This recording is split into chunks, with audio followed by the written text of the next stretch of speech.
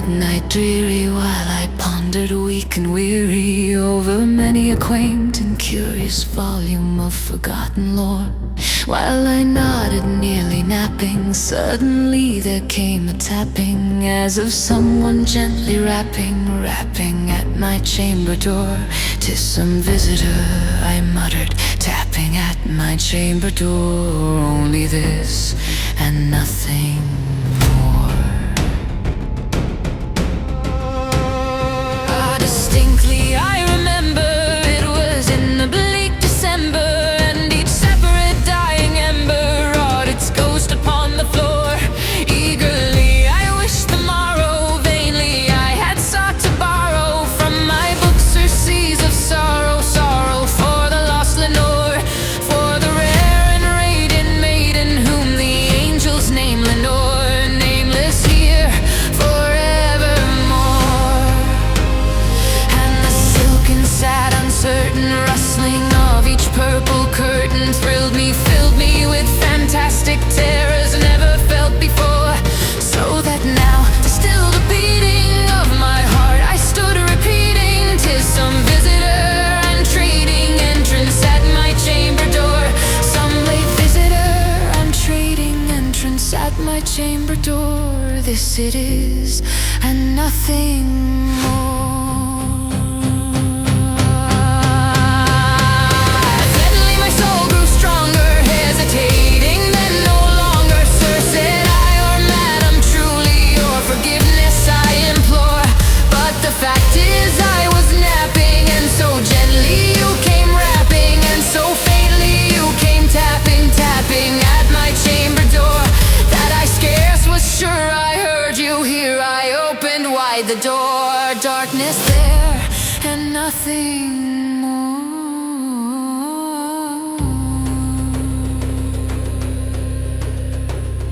Deep into that darkness peering, long I stood there wondering, fearing, doubting, dreaming dreams no mortal ever dared to dream before.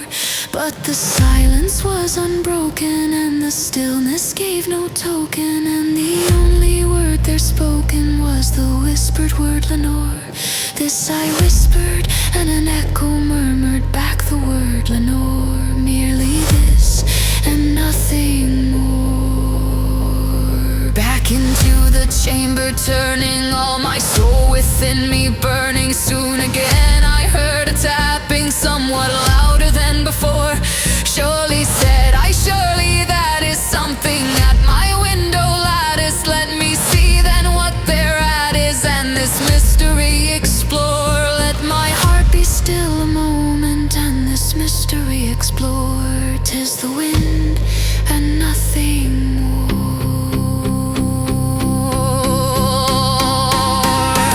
Open here I flung the shutter, when with many a flirt and flutter in there stepped a stately raven of the saintly days of yore. Not the least obeisance made he, not a minute stopped or stayed he, but with mien of lord or lady perched above my chamber door, perched upon a bust of Pallas just above my chamber door, perched and sat and nothing more. Then this ebony bird beguiling my sad fancy into smiling, by the grave and stern decorum of the countenance it wore. "Though thy crest be shorn and shaven, thou," I said, "art sure no craven, ghastly, grim and ancient raven, wandering from the nightly shore. Tell me what thy lordly name is on the night's Plutonian shore." Quoth the raven, "Nevermore." Much I marveled this ungainly fowl to hear discourse so plainly, though its answer little meaning, little relevancy bore.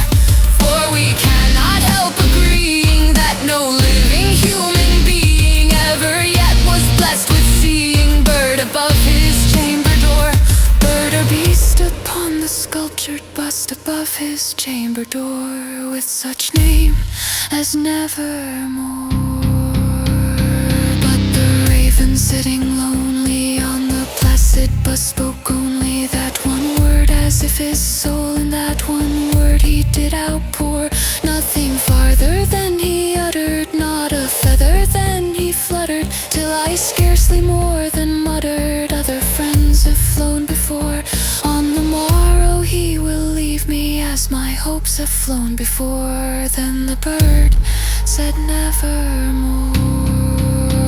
Startled at the stillness broken by reply so aptly spoken, doubtless said I, what it utters is its only stock and store, caught from some unhappy master, whom unmerciful disaster followed fast and followed faster, till his songs one burden bore, till the dirges of his hope that melancholy burden bore of nevermore. But the raven still beguiling all my fancy into smiling straight, I wheeled a cushioned seat in front of bird and bust and door. Then upon the velvet sinking, I betook myself to linking fancy unto fancy, thinking what this psalmist bird of yore, what this grim, ungainly, ghastly, gaunt and ominous bird of yore meant in croaking nevermore. This I sat engaged in guessing, but no syllable expressing to the fall whose fiery eyes now burned into my bosom's core. This and more I sat divining, with my head at ease reclining on the cushion's velvet lining that the lamplight gloated o'er, but whose velvet violet lining with the lamplight gloating o'er she shall press on nevermore. Then methought the air grew denser, perfume from an unseen censer, swung by seraphim whose false tincting clolled on the tufted floor. Wretch, I cry, thy God hath lent thee, by these angels he hath sent thee respite, respite and nepenthe from thy memories of Lenore. Quaff, oh quaff this kind nepenthe, and forget this lost Lenore. Quoth the raven, nevermore.